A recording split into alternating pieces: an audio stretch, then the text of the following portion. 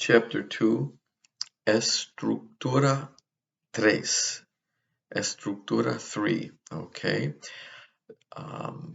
This section of Estructura deals with adjectives, okay? There are many adjectives presented here.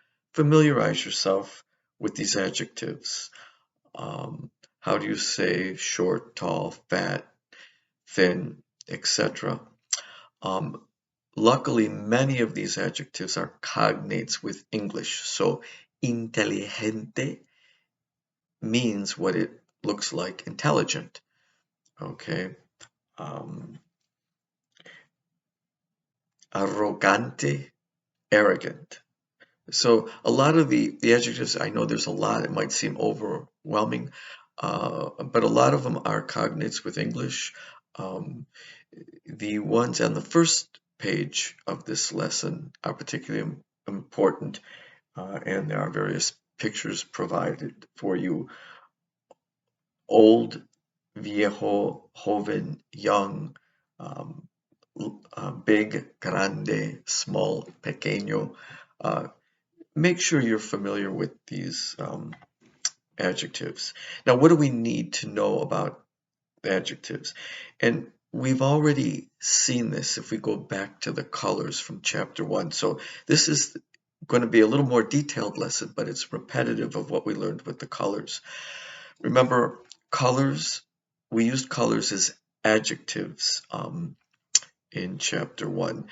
And so immediately you should realize when you're using a word as an adjective, it has to agree in gender and number with the word it's referring to or modifying.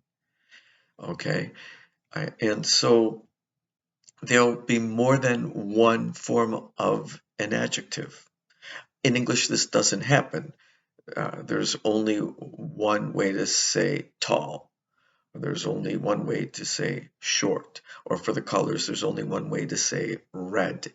But in Spanish, there are multiple forms, and that is why you must be aware of the gender of the word or person you're referring to in order to form the proper adjective. This is very simple, but it's very different from English. So just be aware that many students have trouble adjusting the adjective to match the gender and the number of the word being modified.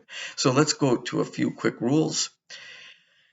If the adjective ends in an O, and most of our adjectives do, there will be 4 forms of the adjective. A masculine singular ending in O, a feminine singular ending in A, the O changes to a masculine plural ending in OS, and a feminine plural ending in AS. So we could have the word good, bueno, okay? El hombre bueno, the good man. What about a woman? La mujer buena. Now we get another form. What if we have plural men? Los hombres buenos. Now we have a third form.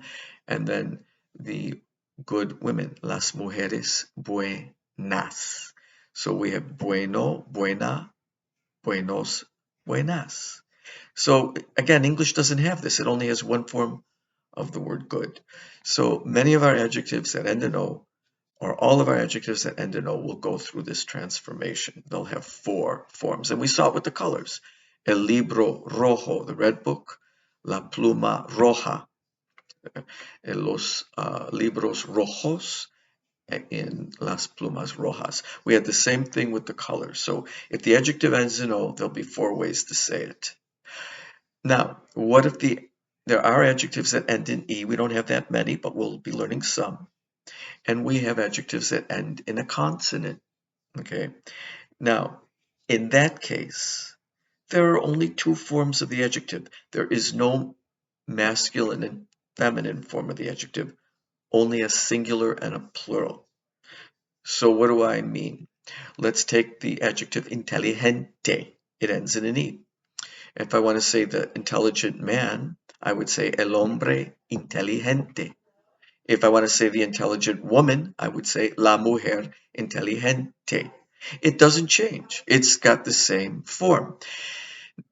Uh, there is no masculine or feminine. Same with adjectives that end in a consonant. We just have a few of those. So let's take the adjective intelectual, intellectual.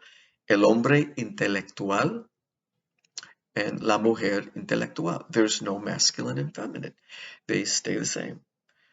But there is a plural of adjectives that end in e and adjectives that end in a consonant.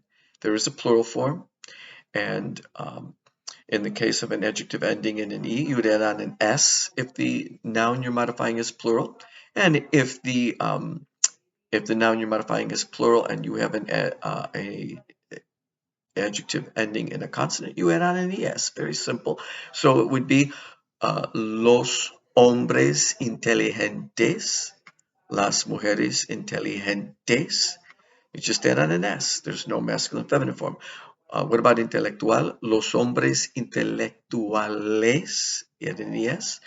Las mujeres intelectuales, add an es. There's no masculine and feminine form. Those are the basic rules. And students often have trouble with this because in English, there's only one form of an adjective. There aren't up to 4 forms. So be very careful of this. And that, in a nutshell, is how you should work with adjectives.